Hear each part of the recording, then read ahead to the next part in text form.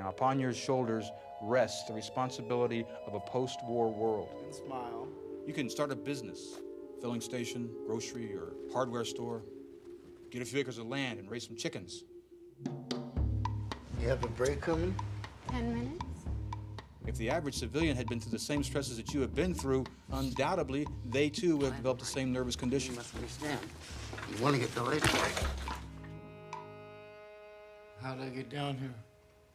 You're acting aggressive because you drank too much alcohol. What do you do? I am a writer, a doctor, a nuclear physicist, a theoretical philosopher. But above all, I am a man, just like you. He's been writing all night. You seem to inspire something in him. What we will do now will urge you toward existence within a group, society of family. Good science, by definition, allows for more than one opinion. Otherwise, you merely have the will of one man, which is the basis of cult. And this is where we are at. To have to explain ourselves. For what? The only way to defend ourselves is to attack. You know, you should wake up, Val. Your father's speaking. You might learn something. He's making all this up as he goes along. You don't see that? I wonder how he got here and what he's after. Is it really all so easy that he just came across us? You are an everlasting spirit, Freddie. I don't believe you. You make this up. I know you're trying to calm me down, but just say something that's true! Are you thoughtless in your remarks? Do your past failures bother you? Is your life a struggle? Is your behavior erratic? What are you running from? He's dangerous. And he will be our undoing if we continue to have him here. If we are not helping him, then it is we who have failed him. Perhaps he's past help. Or insane.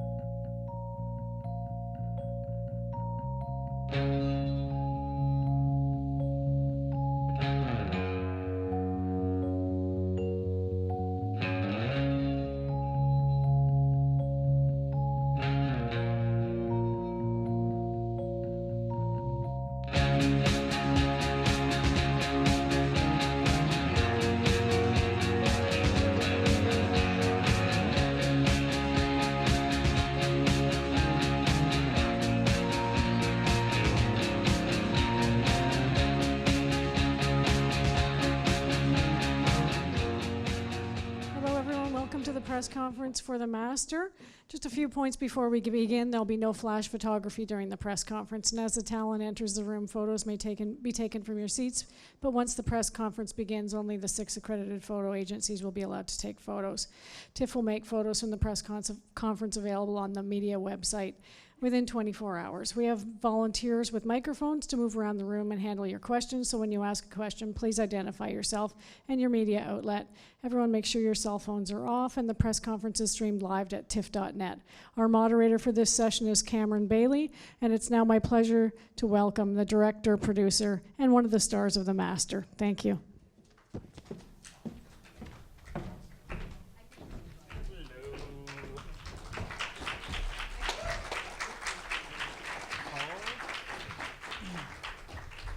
Hello, everyone. Thanks for your patience.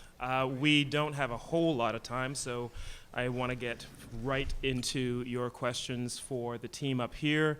As I said, this has been one of the most successful films at the festival so far, and it's just done incredibly well at Venice. Congratulations to all of you. Thank you. Okay.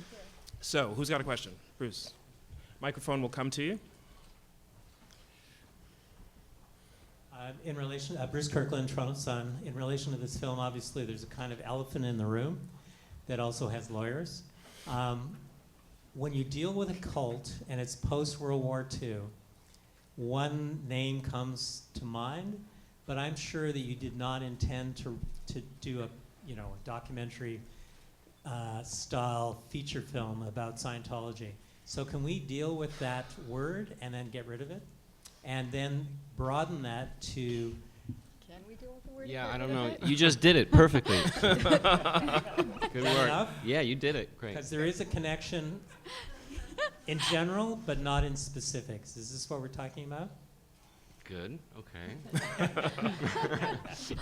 So then, a better question would be, what is the impulse to deal with the idea of a cult, the development of a cult and what it means in a society, especially in particular after the upheavals of a war like World War II?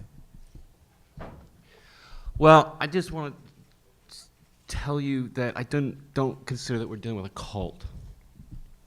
You know, okay, and the area of the story after the war is like, you know, food and drink to me in terms of, you know, an opportunity for a lot of good stuff to tell a story. You know, as we talked about before, there's like a mix of a tremendous amount of optimism, but a kind of incredibly large body count, you know, behind you. And, you know, how can you feel really great about being victorious and about something, but you with so much death around? And it kind of gets you to a spot where you've got to kind of figure out where all the body's going. And I guess that kind of creates situations where people want to talk about past lives. They want to talk about what happens after you die. And those kinds of ideas that, you know, the master's sort of putting forward is that, you know, time travel is possible, you know, kind of accessing things that have happened to you in other lives are possible. And those are great ideas, you know, I think, and they're hopeful ideas, and they're the kind of stuff that was fascinating to me to write the story around. We are going to have to move on. There are other questions, so I'm sorry, Bruce. There's a question right here. Juan Carlos Arciniez from CNN Latin America. With all due respect to Toronto, wouldn't you prefer to be right now in Venice, and what is your reaction to what happened today there? Careful. Oh, yeah. No, I mean, through our studies on this film, we have kind of got ways to time travel. So I'm actually in two places at once. I'm at the Pizza Hut and the Taco Bell. By location. It was amazing what happened in Venice, and Philip was able to go over there because Joaquin and I had duties here to the festival here, and amazing what they gave us. The best part is just that they gave it to both of the boys, and which is so cool, amazing, yeah. There's a question right here. Yes, Gabe Klinger, Sight and Sound. Question for Paul. I'm interested in your research process. Particularly some of your cinematic references. The film evoked the best years of our lives for me, and I believe you've mentioned the John Huston film Let There Be Light as well. Yeah. I was just interested to what extent you know those things became a conscious influence during the process of shooting and later. Maybe add some more references if there were others. Those are good ones, but particularly Let There Be Light. I don't know if anybody knows what this film is, but you know, a lot of the Hollywood directors were sort of commissioned by the War Department to make films about the war. You know, Frank Capra did films out in the field. John Ford obviously did a lot, and John Huston decided to make one about the VA hospitals when soldiers were coming back. And the sort of War Department took one look at this film and they said, absolutely no way we're showing this to anybody, because they just had this kind of amazing footage.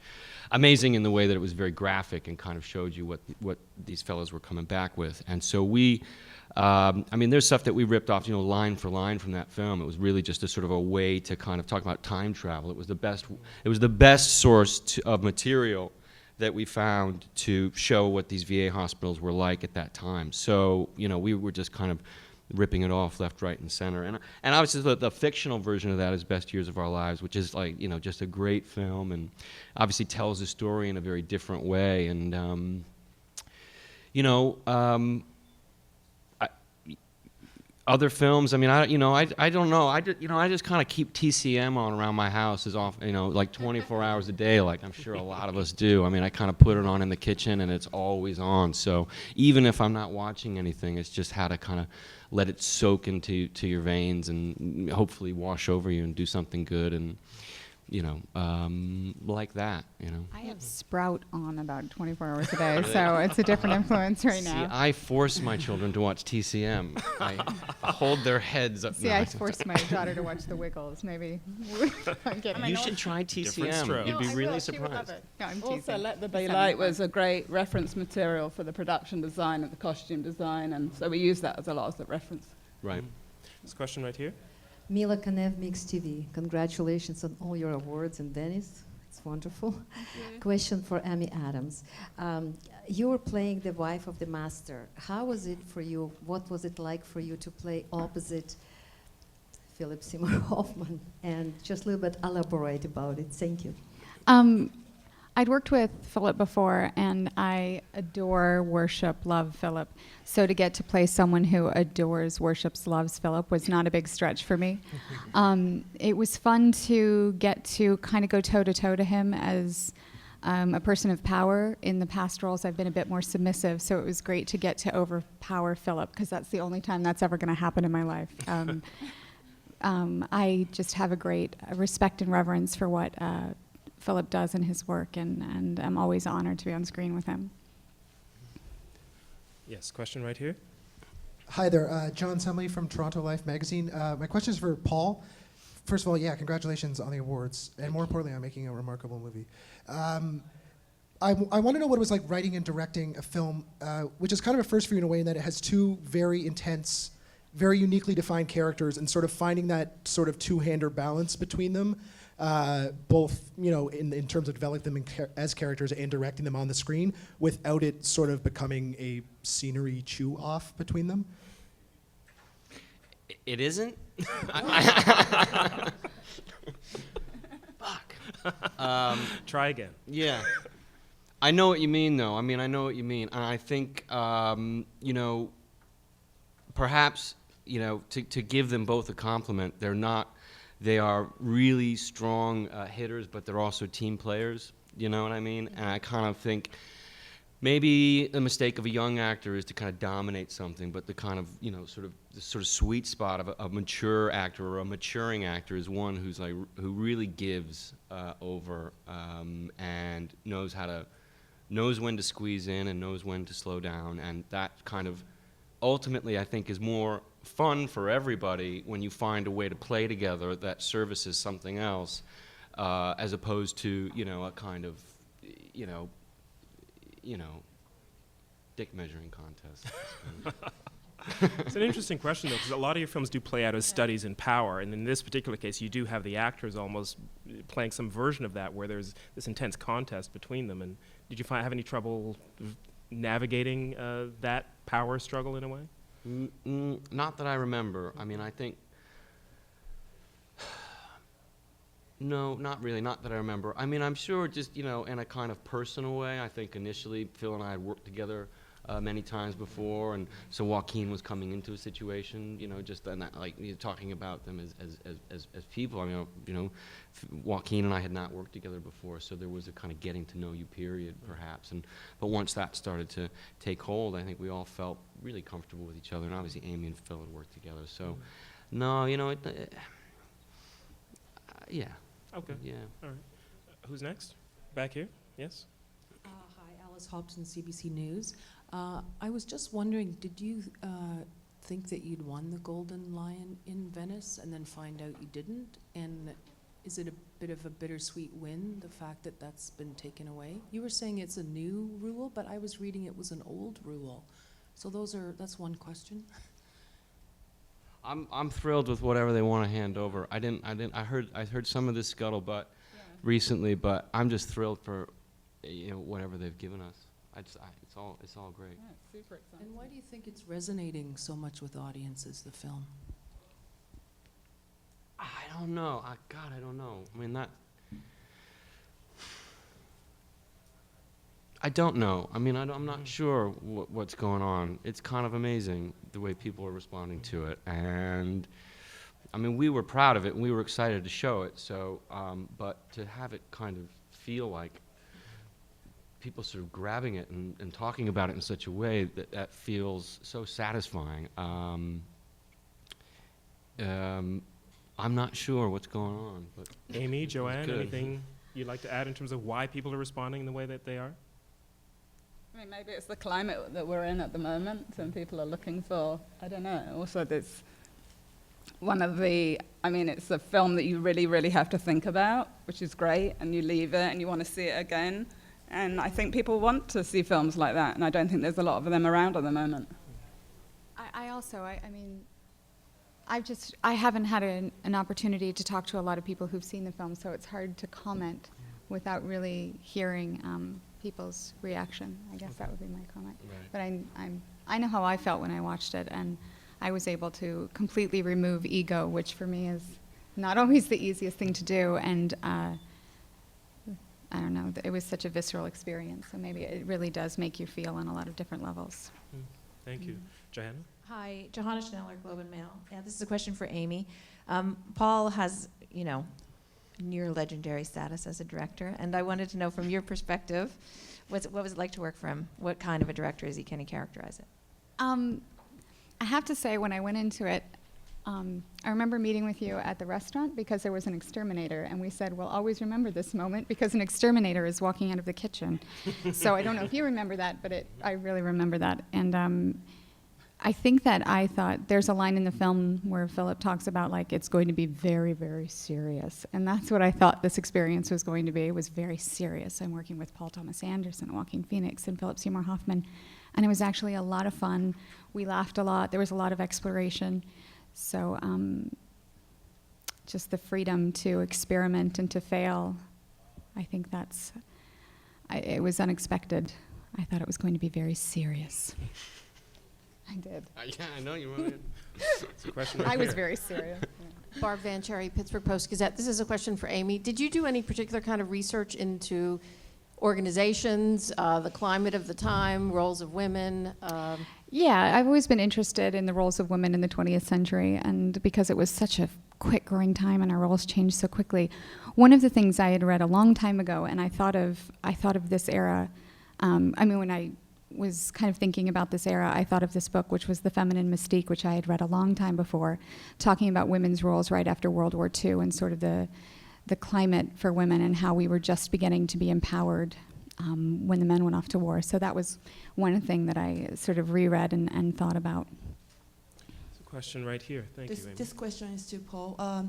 There we've read, this music plays really important part in this film. Can you talk about what kind of thing you talk with Johnny Greenwood?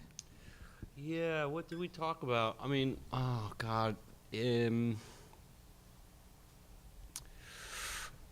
didn't, I think initial conversations maybe a couple years ago, just saying we both were talking a lot about clarinets and how we like the sounds of clarinets, and we wanted to just sort of mess around with that and do some things, and it all sort of started from that, really that simple, actually, and Johnny did some demo things with woods and clarinets and flutes and stuff, and started trying things on for size just to see how they would feel with the film, and we went back and forth and for like a year and got it to the place where it is now. And yeah, it's kind of hard to look back on and figure out exactly how it all gets done. He's sort of disorganized and I'm slightly disorganized, but it all comes together somehow at the last minute.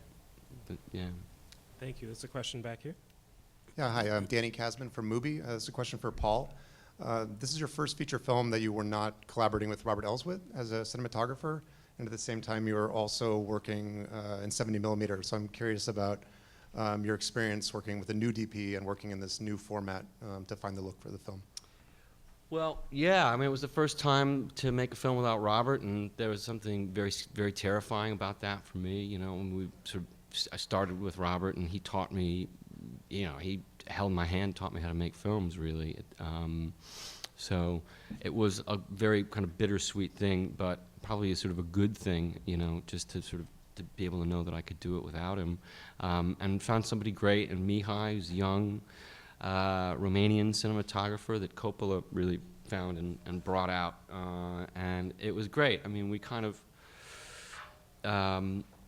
didn't know what we were getting into when we got into the 70 mil thing. I mean, it was not some like grand scheme of like, God, this film really should be in, 70 millimeter. It was just like messing around with cameras and trying to find something that looked right. And you know, it's always sort of fun when you sort of use a piece of equipment in the way that it's not supposed to be used, which kind of became fun. Like, you know, I guess you're supposed to sort of film epics and battle scenes and stuff like that. And we kind of, you know, we knew we were making something that was just like in a bunch of small rooms with people talking around dinner tables and things like that. But it just seemed to kind of make sense. It's so hard to, you know, you can justify anything at a certain point. And, you know, and we were doing a lot of backwards justification for why it would be good. And just, it looked right and it felt good, you know,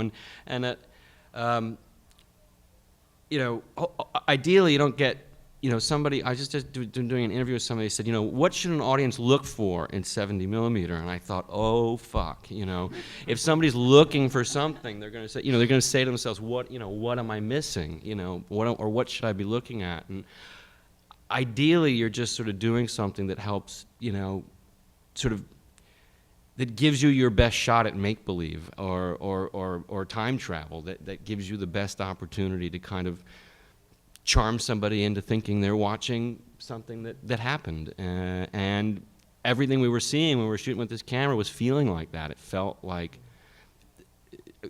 pushing towards that goal of just kind of how to create it so that it felt like it really happened, you know, 50, 60 years ago. It's not just the camera, though. It's the lighting as well. It feels like it's of that time, like a Life magazine kind of look. Really good lighting department, a great gaffer called Mike Bauman, and a really good camera operator and team. So yeah, it's a good group of guys that we've all worked together before. But yeah, there was always sort of a sense of trying to do something classical, you know, and not overly, you know, but just sort of some classic movie lighting stuff. And yeah. Yeah. This question right here. Hi, Julie Lampron, CISM Radio Montreal. I have two questions. First one, I'm kind of curious why Joaquin Phoenix isn't here for the press conference. He's too unpredictable. I have that same tape recorder at home. You do? I do. You're my idol. You're my idol. You said it. My true question is for Joanne Seller. What are the main challenges in producing a Paul Thomas Anderson movie? Well, Paul, over the years, Paul has become much more of a freer director. Like when we started off in Boogie Nights and Magnolia, he was much more had rigid shot lists, and so from a producing point of view, it was kind of easier to kind of know what was going on in his brain. And since Punch Drunk, he's kind of become much more organic and free and working stuff out as he goes along, and then reshooting stuff. And I mean, luckily we've been in a lot of places where we've had, in There'll Be Blood, we built a lot of the stuff on a back lot in Martha, Texas, and we kind of, out in the desert, we used it like a back lot.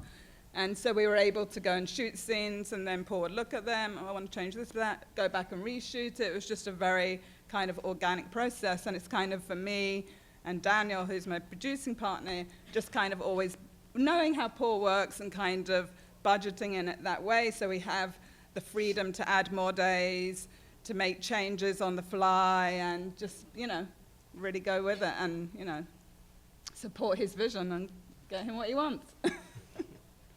Thank you. Question right here. Hi, I'm Celeste. Hello. It was a very physical performance, specifically for Joaquin, and I'm just wondering how much of that jail scene was rehearsed, and were you concerned that he would get hurt? Well, no, I mean, that scene, it was a situation where I'd written that many different versions of what that scene should be, and the three of us sort of had a lot of discussions about what it would be, and by the time we ended up shooting the scene, we had three completely different ideas about what was going to happen. And we knew that, probably Freddie would not want to be in a jail cell, and when it was the first take and we started rolling, and Joaquin went crazy, and I think that you have to be concerned for your actor's safety, but you have to make sure that you've lit it properly and there's film in the camera so that if anything happens. But we weren't expecting him to break the toilet or anything. We hadn't even thought about it, but that was a museum toilet, so they hadn't been expecting it anyway. Is that the first take that we see in the film? Yeah. Yes. Okay. Wow. Question here. Hello, Justin from Documentary Magazine. This is for both Amy and Paul.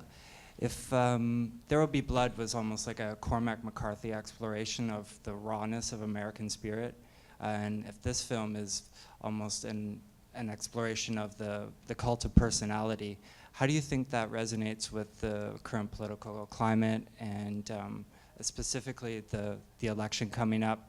If you watched both national conventions that just happened, it had a very evangelical feel to it. And so there does seem to be like almost, it's just probably cool timing that it seems to strike a chord right now. I'm more concerned, speaking of cult of personality, that the ratings were higher for Here Comes Honey Boo Boo than for either of the political conventions. So that's what I was told anyway. I could be wrong. So that makes me more concerned about where cult of personality is headed than any, I was watching something on the internet that night because, That's always dangerous. Oh God, I don't know. I don't know. I couldn't watch it. It feels like the same thing every time. Every 4 years, you expect that something's gonna be different, but it all feels the same to me. We can go right here to a question. Hi, Paul. I follow Megan Ellison on Twitter only because I wanted scoops on your film. And she once described it as a life-changing experience for her. And I just want to know, is she just an angel with a paycheck, or is she actively involved in the production? What role does she play on your set? She was a life-changing experience for us, There you go. basically. It was the other way round. I think She came and saved us and fully financed this movie, and she's amazing. And she was on set quite a bit at the time, and she was the most supportive, filmmaker-friendly producer you could ever ask for. I mean, it was a really amazing experience for her. So, Paul, Yeah, I mean, I feel the same way.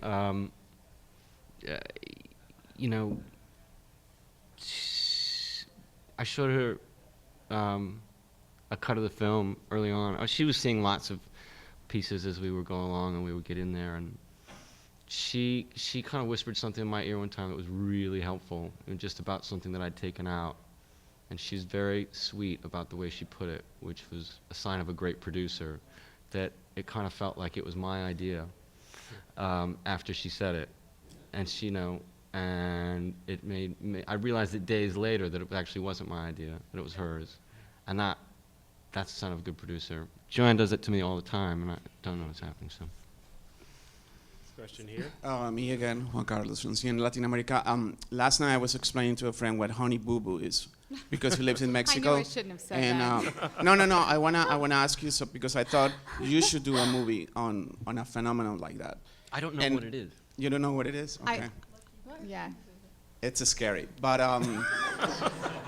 so if you don't know what it is, it's very scary. But when you start writing, because you have said this film is also a love story, I believe. But do you start as an observation from society, or you prefer go with the individual when you start? Oh, no, the individual, for sure. The individual, yeah. I mean, you start. If you start with the big thing, whatever that, it's like trying to throw your arms around the world. That old phrase. It's just like, the goal should be, for me, to create these people and or help in their creation and or sort of get them talking to each other and get to the point where you're not in charge of them, they're in charge of you, and you're just sort of servicing whatever their needs are. For me as a writer, you kind of try to force them to go some way, maybe over here for like a car chase or something, and if they don't want to go that way, they don't go that way, and you're sort of, at its best, you're letting these characters start to speak and guide a story and create the whole thing, and then whatever falls off from there is the story. We only have time for one or two more questions right here. Hi, Cam French from Reuters. Question for Paul. Just wondering what you think about all the Oscar buzz this film's getting. Great. Fucking great. Next question. Any final question? Yes, right here. Microphone's coming to you. Hi, can you a little bit talk about the casting? Why you wanted to have Joaquin Phoenix? He was fantastic in this film. Well, yeah, I've wanted to work with Joaquin for many years, and we've talked about the possibility, and it never really worked out. And when I was writing the film, I was sharing that stuff with Phil, and we talked about wanting to work with Joaquin both mutually, and he was making I'm Still Here at the time, so he was so busy doing that.